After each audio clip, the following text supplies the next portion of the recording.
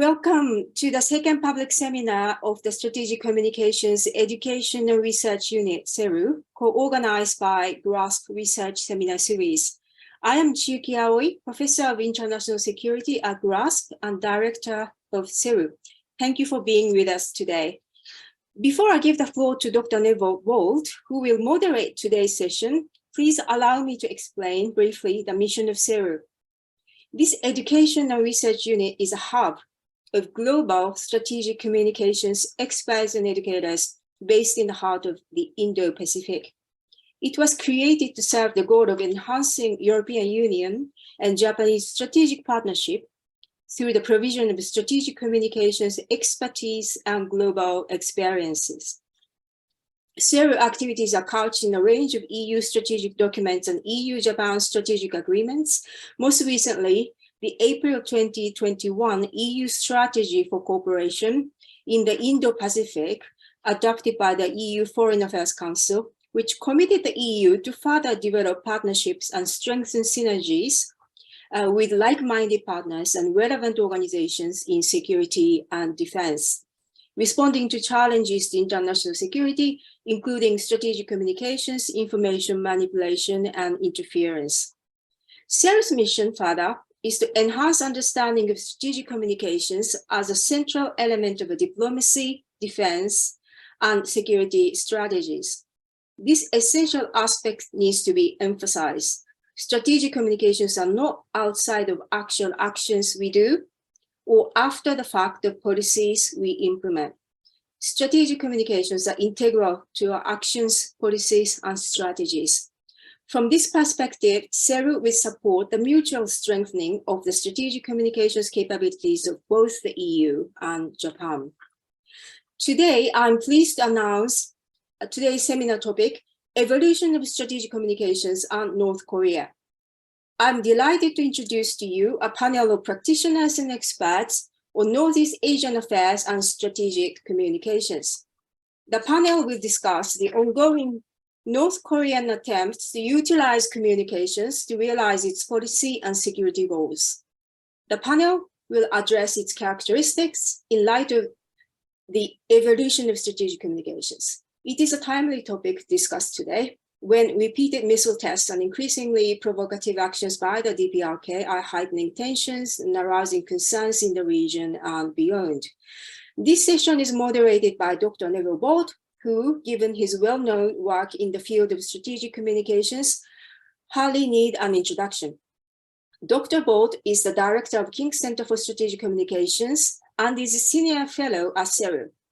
He is also the editor-in-chief of the journal Defense Strategic Communications, the NATO Strategic Communications Center of Excellence official journal, among various other capabilities.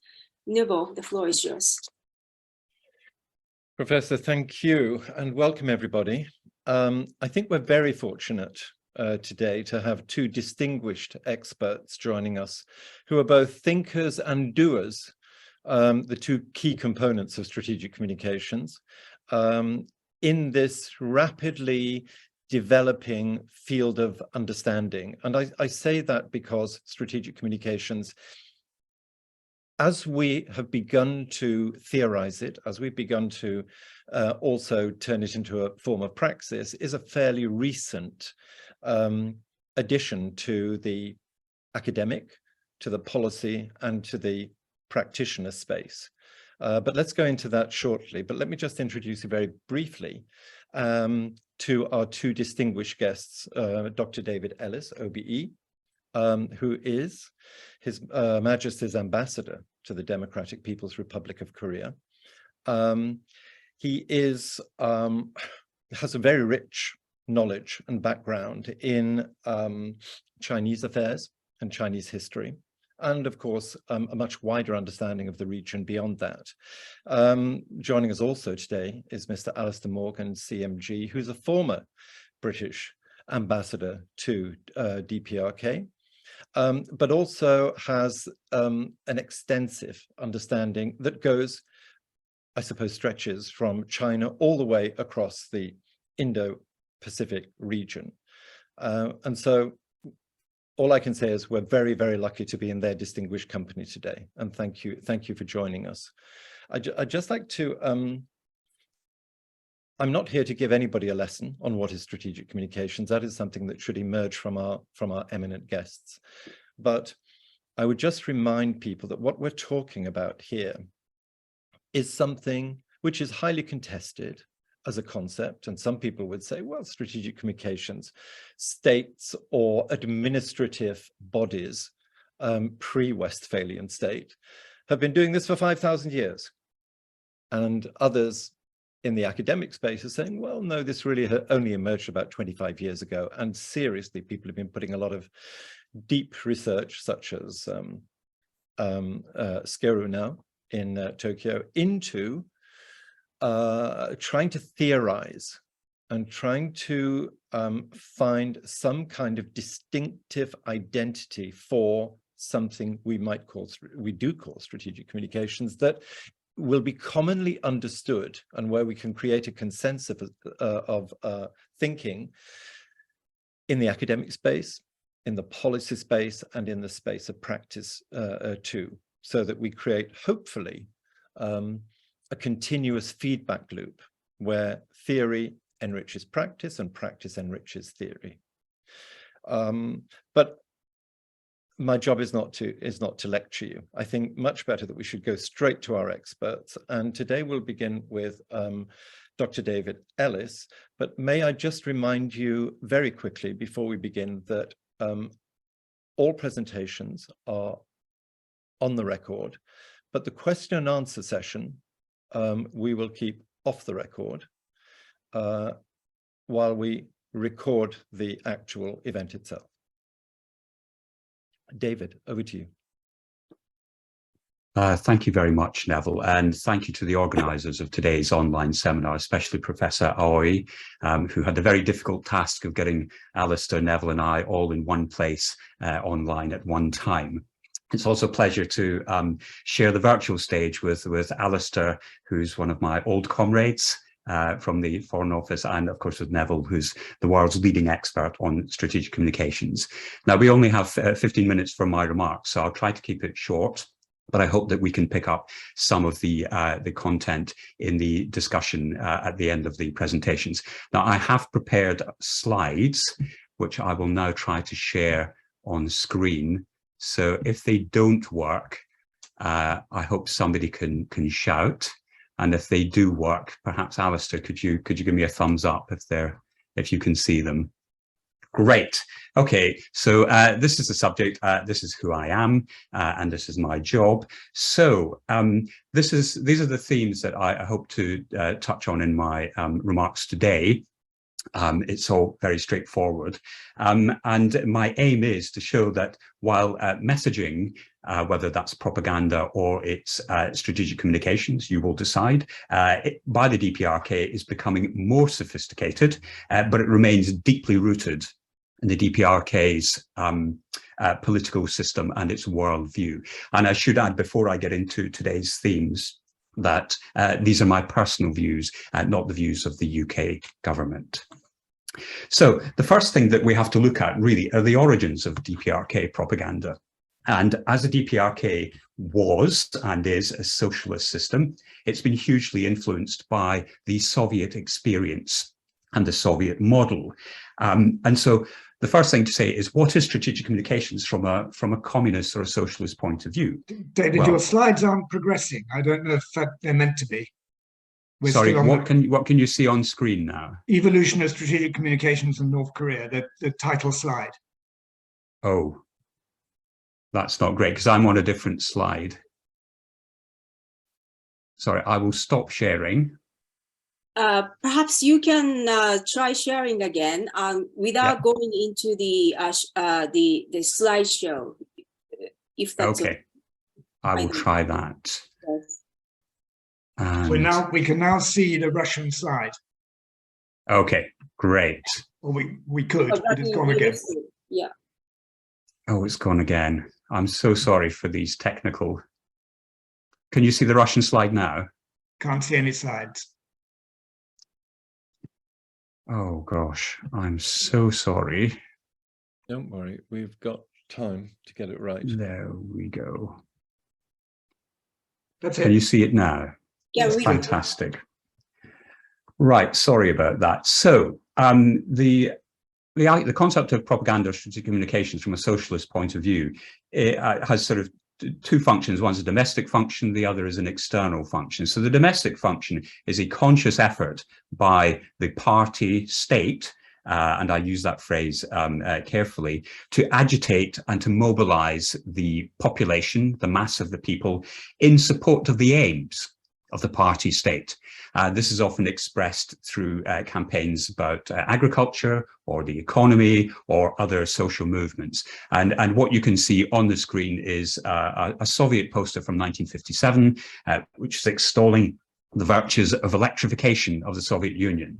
And not only the messages, but the language and the iconography are very, very important. So you can see the classes are represented. We have agricultural workers, we have industrial workers, we have ethnic minorities representing different peoples of the Soviet Union, and they're all looking forward to the glorious future of socialism, which is just over the next hill.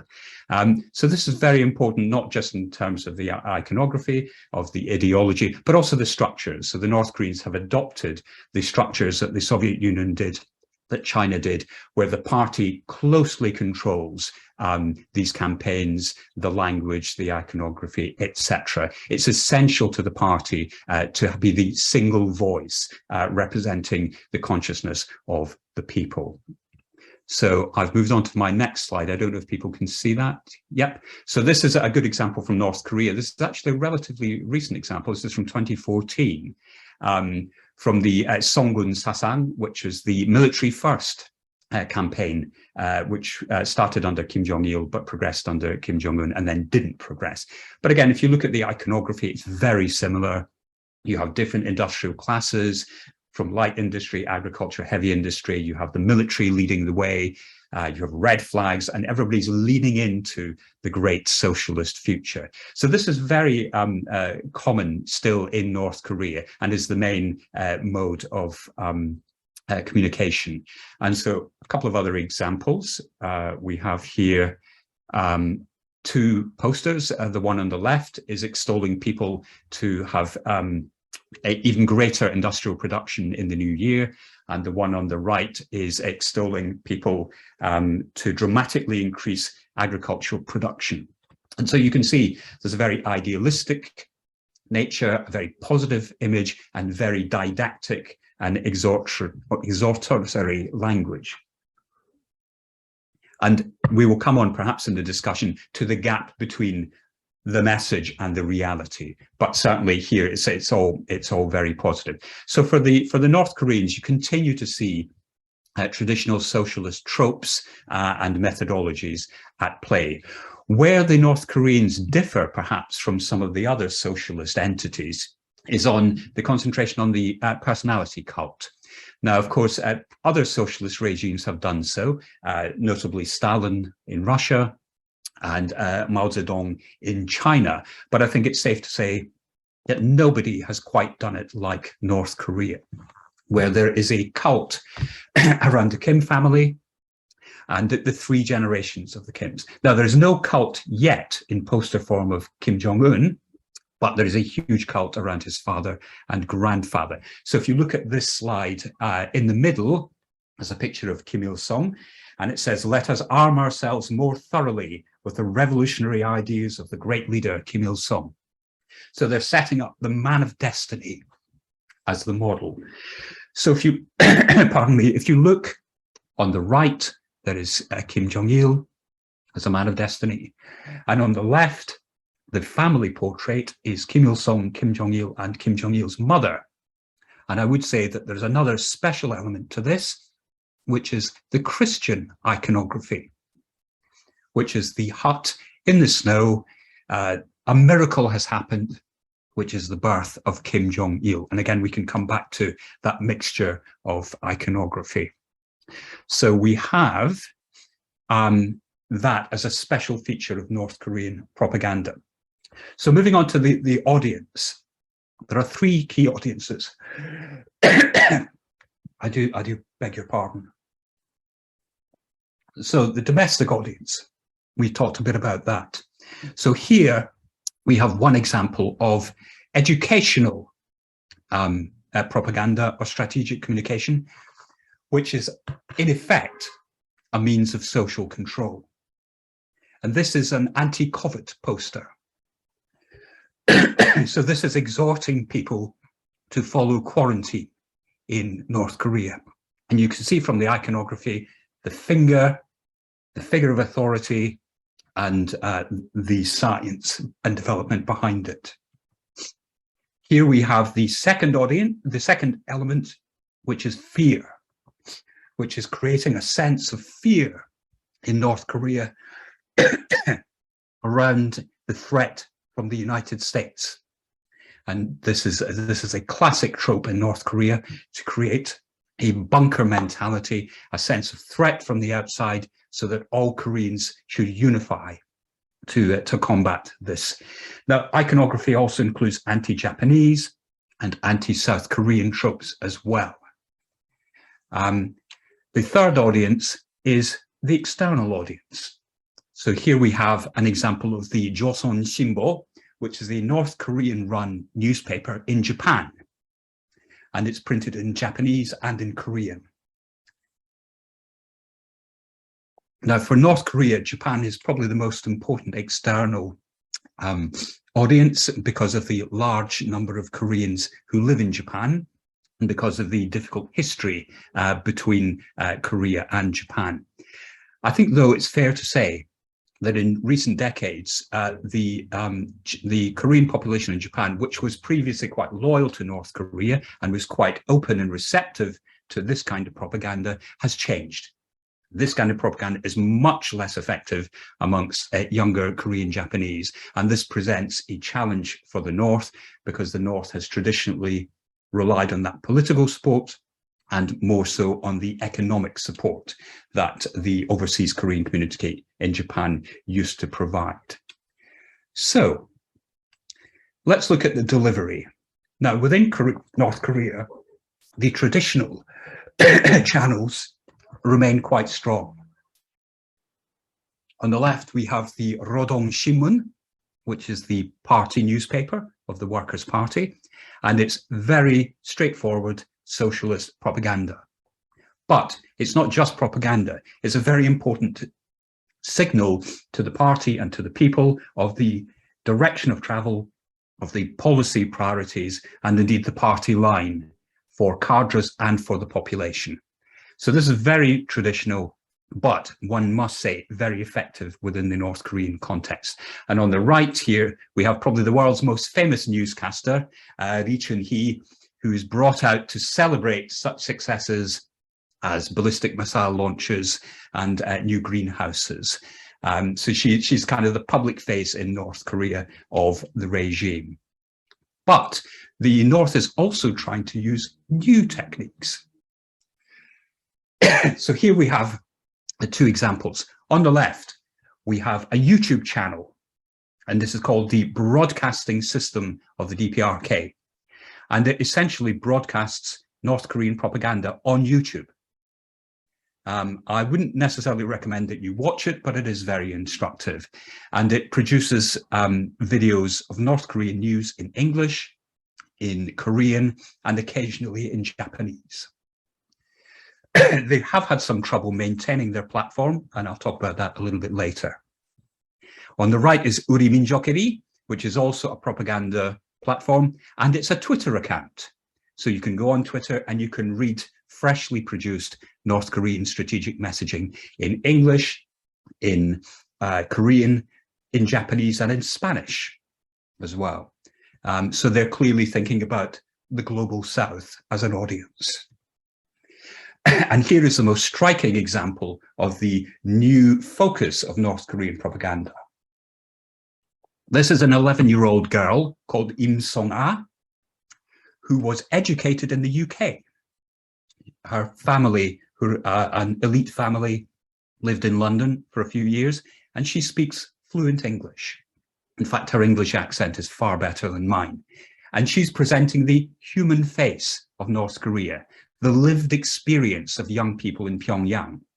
Now, She's from an elite family. She lives a highly privileged life, but she has shown her life at home, her life at school, what she does with her friends at the weekend. She goes to shopping malls and tries to present what the regime would have you believe is a normal child's life in North Korea. Now, again, depending on the audience, you either believe this or you don't, but it's an interesting evolution of the kind of messages that they wish to portray. And then finally, we have probably the video of the year. And I'm sorry, I wanted to show this as a video, but my technical skills are rather limited. This was a video which was produced earlier this year to celebrate the launch of the Hwasong 17, which is an intercontinental ballistic missile. And for the first time, we saw a Hollywood-style video, which included dramatic music, which included fast editing, which included slow motion, which included Kim Jong-un and his sidekicks walking out in slow motion from a huge hangar with this missile. And it's a very dramatic video. I strongly recommend you watch it. You can see it on YouTube. And it deploys all the techniques of Hollywood to show North Korea and ballistic missile capability. And this video had one aim and one aim only, which was to let the United States know North Korea's capabilities. And so this is, you may question, why are they doing this? How effective is it? This was a very effective video. And this is now called the Top Gun video. I should remind you, the man on the left is Kim Jong-un, and the man on the right is Tom Cruise. And some scurrilous people say that amongst the similarities is that they are the same height. Anyway, so the question is this just propaganda or is it strategic communications? Well, luckily, we have Alastair Morgan and Neville Bolt to answer that question. But some people think it's strategic communications. Some people think it's just old-style propaganda. And so, is it just old soju in a new bottle? Thank you very much. David, thank you. I'm just waiting to... I'll stop sharing now. Thank you. That was that's fascinating. Prompts all kinds of ideas spin off from that. Thank you very much. I won't delay. Let's go straight to Alastair.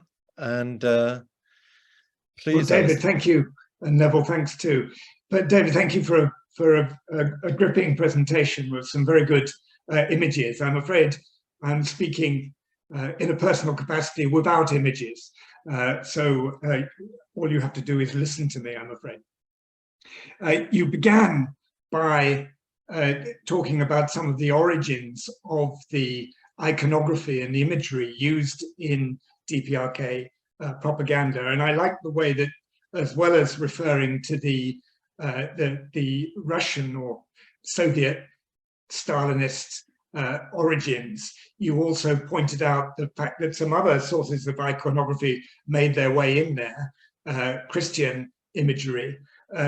It's been argued that there's an influence on DPRK imagery from Imperial Japan as well. And I think maybe you could even see a little bit of Lord Kitchener in one of the images you portrayed.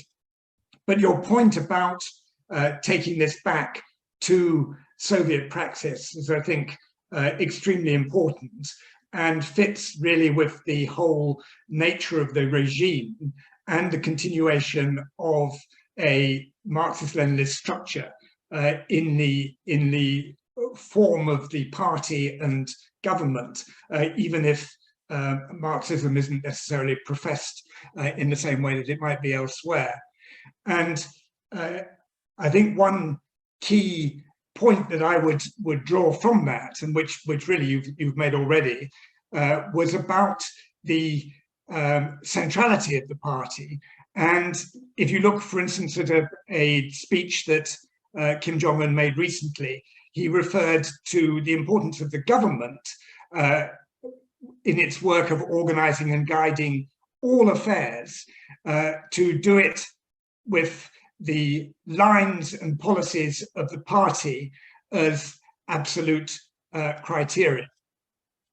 And I think that this centrality of the party and the line that it produces is important for communication. One point that I would make is that in some ways, Kim Jong-un has actually gone back towards the practice of his grandfather, Kim Il-sung, for instance, in terms of the organization of events, so the regular organization of party congresses and other party events, which was slightly spasmodic under Kim Jong-il. And I think that this is important for communication because the speeches that Kim Jong-un makes on these occasions are a key way of setting the strategic line which dominates the communication that the regime then puts out. You've raised the question, and Neville referred to how contentious it is as to whether communication and propaganda can ever be strategic communication. And I think this is something that can be discussed and which certainly people can disagree. But if, to take the point that Professor Aoi made at the beginning, that strategic communication is about communication that is integral to plans and strategies and actions rather than an add-on, then that is certainly the DPRK approach, which is to have a strategic line which is reflected internally and externally in every communication, if possible with no departure at all from that communication. I think you could say, and I would certainly say, that propaganda isn't necessarily completely incompatible with strategic communication, except insofar as that propaganda is obviously falsifiable or completely unconvincing. And I'm using propaganda there partly in the way that you did, David, as propaganda and agitation. Words, images, action to motivate people and to influence. And I think you could point to bits of DPRK propaganda which particularly date back to the history and the legacy of traditional forms of communication, which are very, very unconvincing. So, for instance, you'll still find material about the DPRK as a socialist fairyland, which I think any DPRK citizen from his or her own experience would know is not really the case, even if they might get some pleasure from the socialist idealism imagery that you portrayed. And I think another aspect of this is in the external communication, where the DPRK still reproduces in the organs you referred to, the Rodon Shinmun and on KCNA, endlessly views about the DPRK expressed by friendship societies or ideological juche societies around the world. And they may exist, but I think nobody outside the DPRK really would ever see them as representing the views of the countries that they're put forward as representing. But arguably, and where DPRK communication has succeeded, and I think has succeeded in a strategic way, has been in relation to its nuclear program and its missile program, where, I mean, there may have been failed tests, there may even have been whole missile systems that have failed. It may be possible to show, and it is possible to show, that the DPRK has falsified certain imagery in relation to its missile launches. But overall, it is hard to gainsay that the DPRK has demonstrated that it has a range of capabilities of missiles of different range, different length, and that it has some element of nuclear capacity. And I think this means that when the DPRK puts out a nuclear doctrine, as it did in September, this actually is influential directly on the United States, the Republic of Korea, and others, even if the influence is not necessarily what the DPRK would like itself. You referred to the Top Gun video and said that this was aimed at a foreign audience.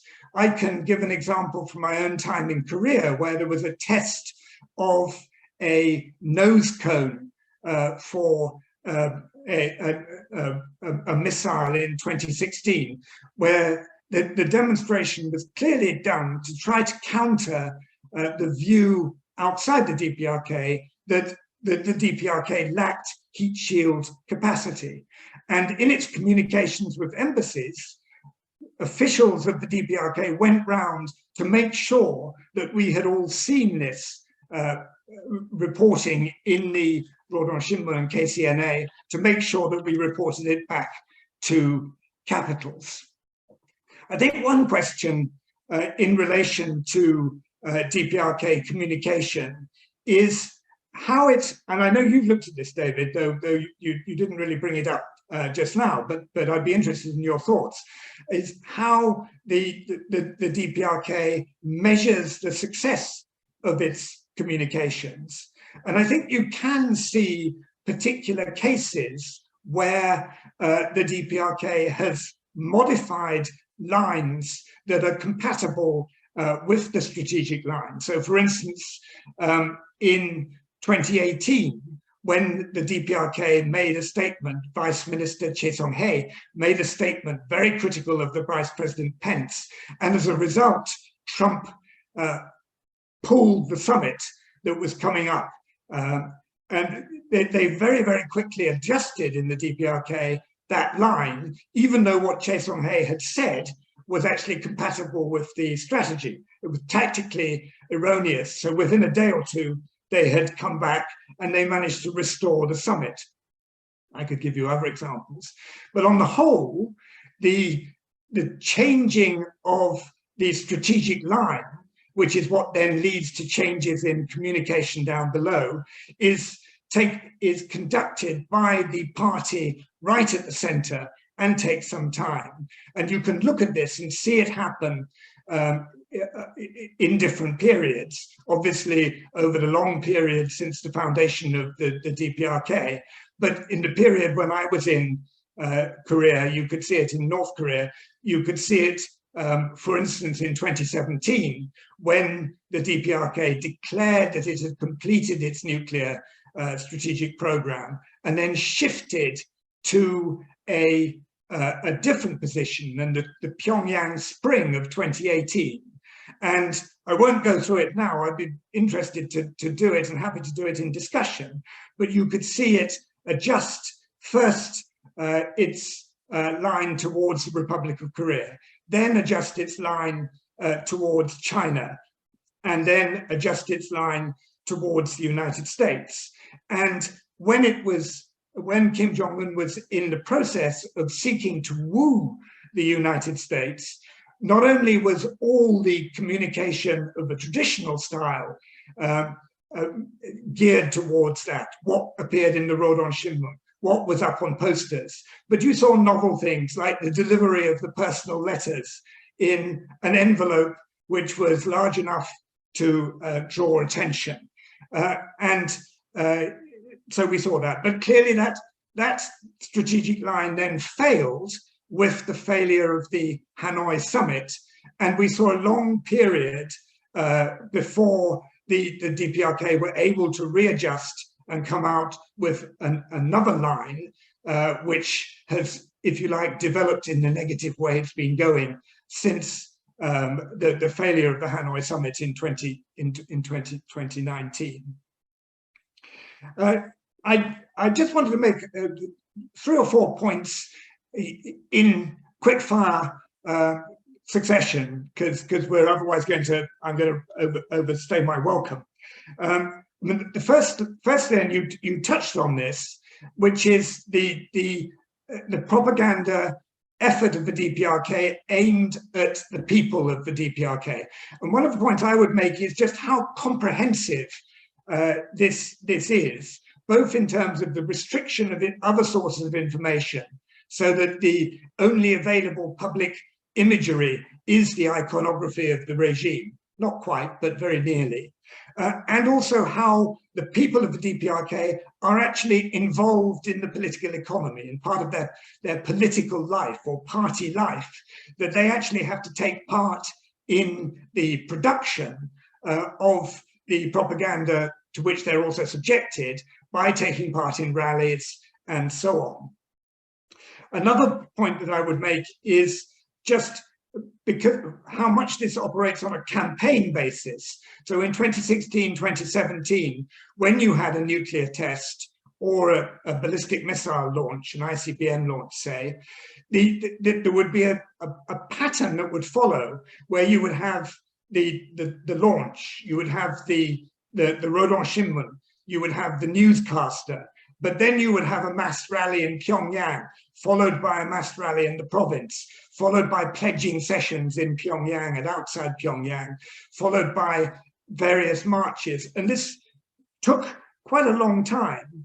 And you could see how cumbersome it was if something came in which crossed the party line. So for instance, in 2016, when there were massive floods in northeast DPRK, they couldn't stop the process of propaganda that they were engaging in to cover the floods for about a week. And this led to a lot of external criticism and some domestic criticism as well.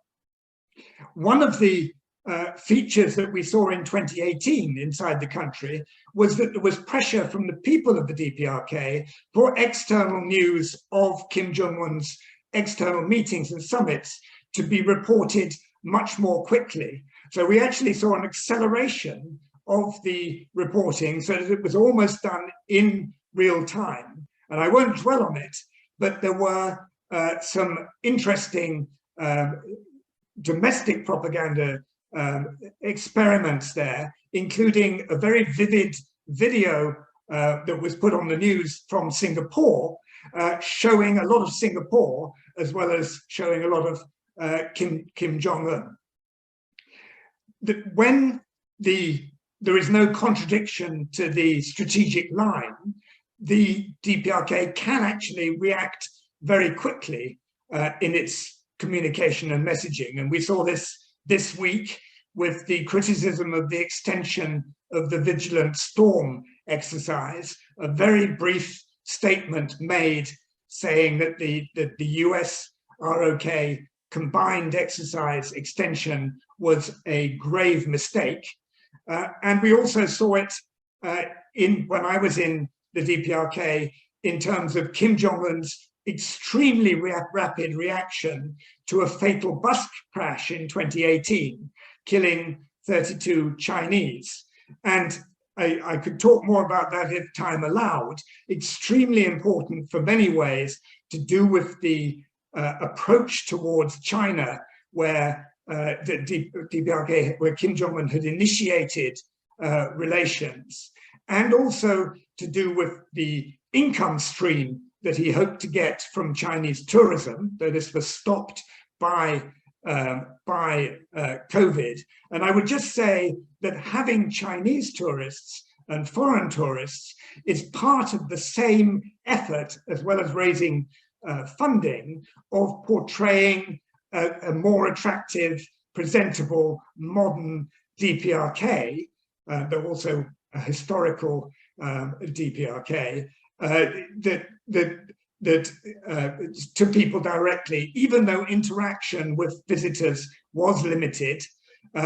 And this, I think, picks up your point about the fact that the DPRK did not control, or does not control, its external channels like Twitter and so on, but it could control the inflow of people until it shut its borders with COVID. Well, there's a lot more that I would like to say, but actually I'm going to stop there, just because otherwise we'll run out of time, and maybe some of the other points that I would have made I can pick up in the discussion. Thank you.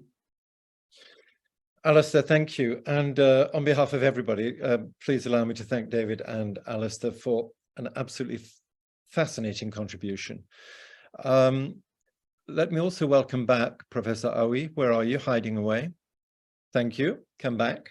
And while I also suggest that our participating audience should also now, please, we invite questions from you.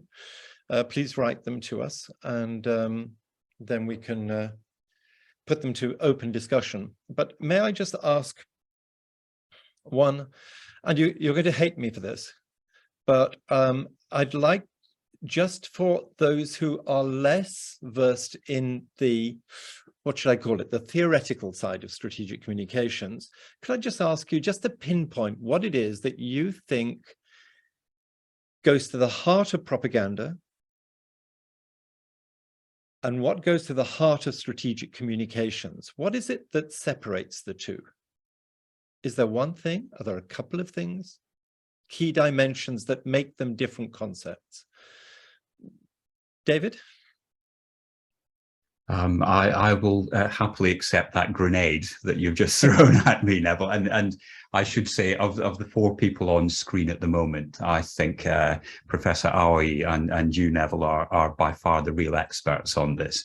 I think I would go back on propaganda to the point that I made and that Alastair elaborated on, which is the agitprop, the agitation and the mobilization of the masses.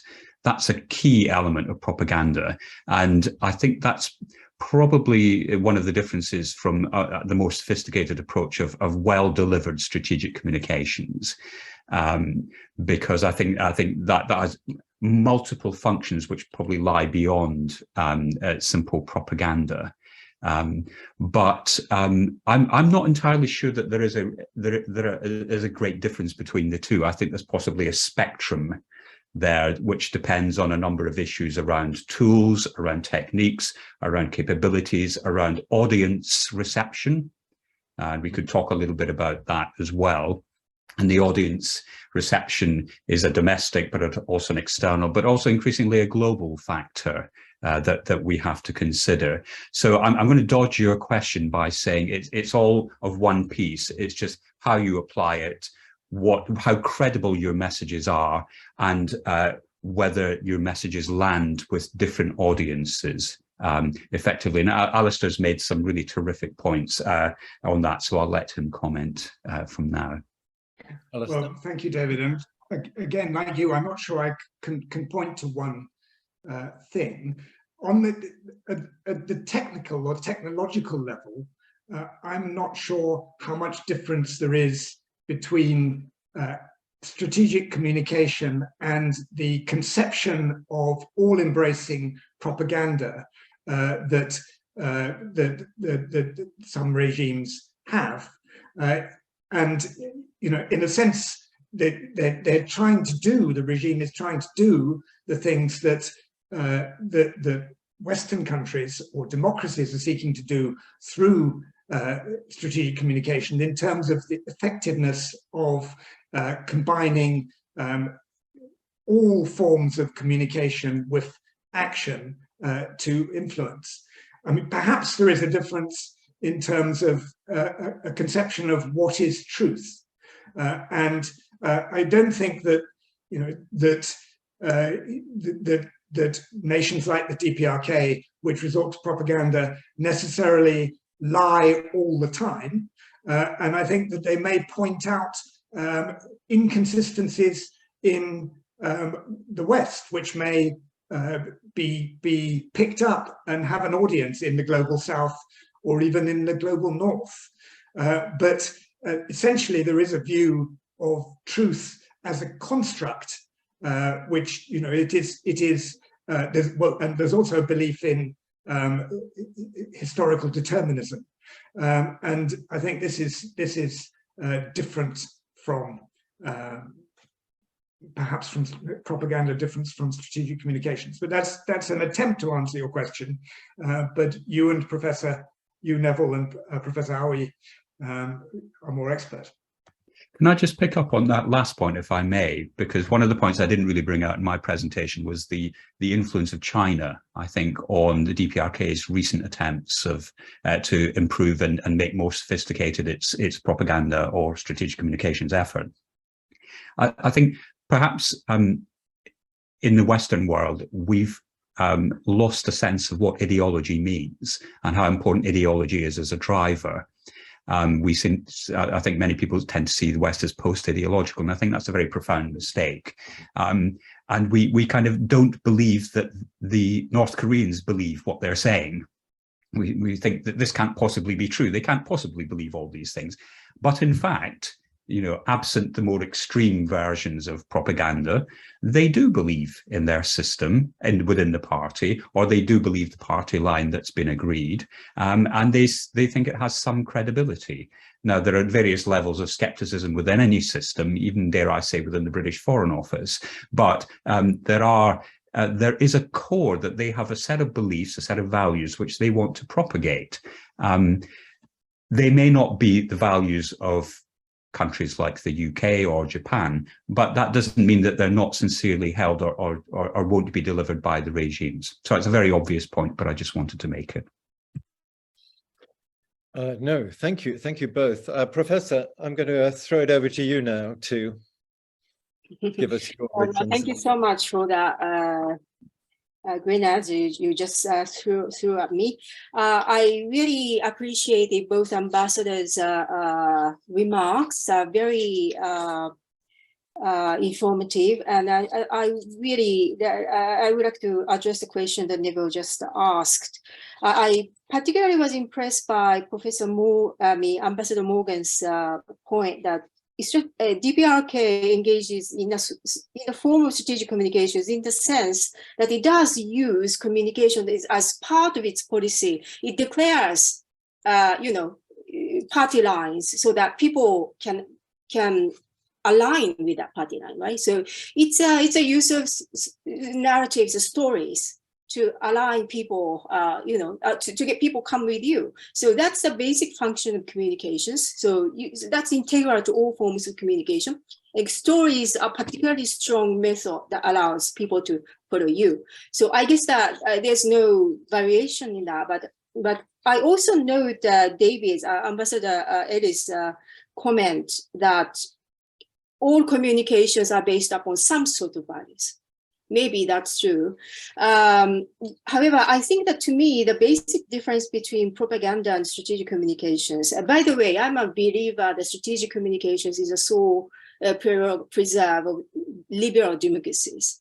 The reason I say that is that all communications in the form of, whether it's it's a driver to get people support, a driver of policy, or if it's something that kind of tries to exhibit your own value systems, they come into problem when they start to, when there is a gap emerging between those words and the reality that is achieved by the regime. So just the clearest example is that, well, you enter into a war, you attack someone else's territory on the basis of a gigantic propaganda piece.